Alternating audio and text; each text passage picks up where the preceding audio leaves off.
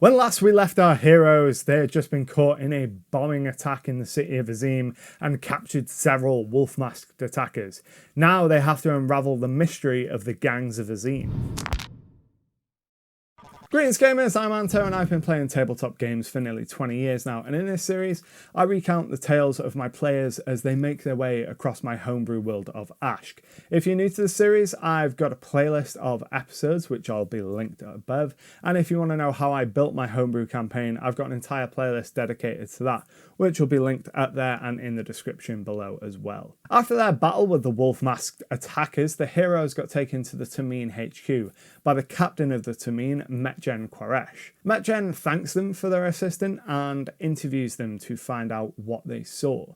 As they're talking, another man interrupts them and introduces himself as Pahlav Ghani, a member of the Dina Mal. The Dina Mal are the Merchant Guild's detectives and sort of like their private police force. Pahlav Ghani takes the heroes to the Dina Mal offices and tells them that he believes the attack was carried out by the Wolves of Jericho, a new rising gang in Azim. He tells the heroes that he has an operative undercover in the Wolves, but he hasn't heard from them in some time. He asks the heroes to try and infiltrate the Wolves and locate his missing operative in exchange for 50 gold. Later that day, the heroes are wandering the dock district looking for leads when they are found by the Wolves, including Jericho himself, a tall half-orc who wants nothing more than to join the elite of Azim society. The heroes take an immediate liking to Jericho, who dresses like a sailor and talks like a Cockney geezer. Jericho tells them that the wolves are being framed by their rival gang, the Zilla. The Air Ganassi the heroes met a few nights previously, the same one that tried to get them to steal the parade float that exploded, is a member of the Zilla, and Jericho offers the heroes 100 gold to infiltrate the Zilla and discover where their base is located so his gang can destroy it. That night, the heroes get back to the setting sun and find members of the Zilla waiting for them.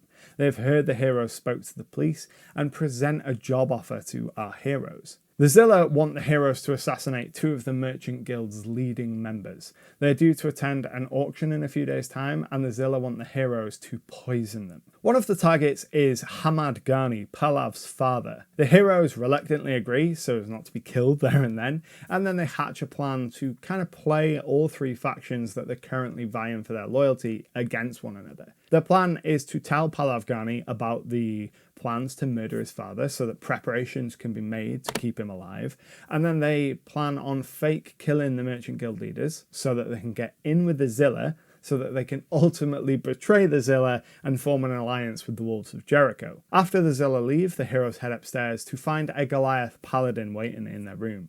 This is Vitriac, the new addition to the group. He's a paladin of Aldafe, the goddess of protection, and he came to Azim looking for information that will lead him to the beast that slayed his Goliath tribe. His investigations brought him into contact with the Tameen, who've hired him to keep an eye on the players and offer them some additional support. The next day, they contact Pahlav Ghani and tell him the plan.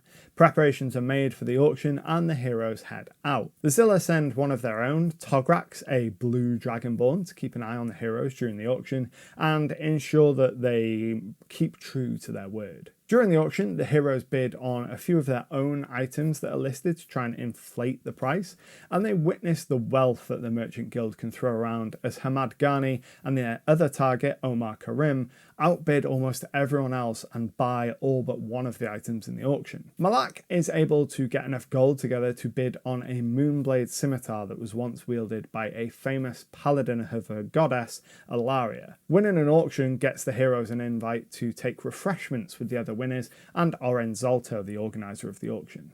During this meeting, Malak slips some poison into the wine and pours out a cup for Hamad Ghani, Omar Karim, and herself. She reasons that if she also poisons her wine, it'll shift the focus of blame away from the heroes. The three of them drink and immediately fall unconscious, their body temperatures rising rapidly. Orenzalto calls for the guards and the healer that had been placed at the auction to keep the targets alive, but thanks to Hyena's heat vision, she can tell that they're not going to arrive in time. Hyena uses some ice magic to help momentarily cool them down, but then Vitriac steps up, ushers everyone out of the room, and says a prayer to Aldafe and lays hands on the three dying victims. Hamad Ghani and Omar Karim Karim are taken away, and to everyone outside the room, it seems as though the Zilla's plan was a success. Malak is taken back to the setting sun to rest, and the following day the heroes wander the city and pick up a bunch of new quest hooks from a notice board in the middle of the Great Bazaar.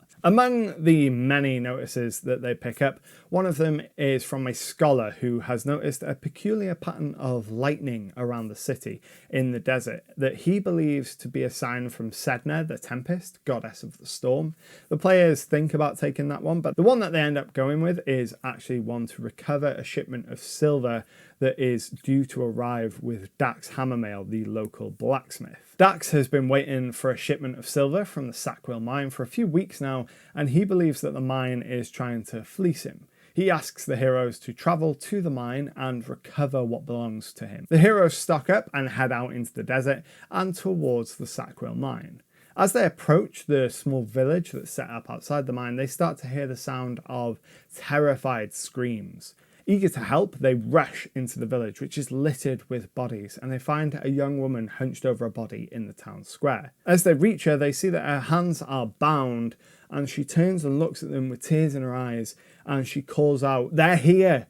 And suddenly doors of all the nearby buildings are flung open, and gnolls from the Black Claw raiders ambush the heroes. The heroes are immediately outnumbered, and the gnolls manage to trap several of them in nets in the early rounds. It becomes clear that the gnolls' intention is to enslave our heroes, and just as the battle begins to turn in the heroes' favour, one of the gnolls breaks off and calls for reinforcements from within the mine, which have been taken over by the raiders. The battle starts to get dicey, and the heroes decide their best bet is to retreat into a nearby building so that they can funnel their enemy through the door and take them on one by one. Once they're inside, they realise the building is actually empty, and the walls and floors are all made from a very dry wood. The gnolls don't follow them in as they expected. Instead, they surround the building and start throwing lit torches through the windows, setting the building on fire. From outside, a gnoll calls out for them to surrender just as Malak is knocked unconscious while she's trying to defend one of the windows.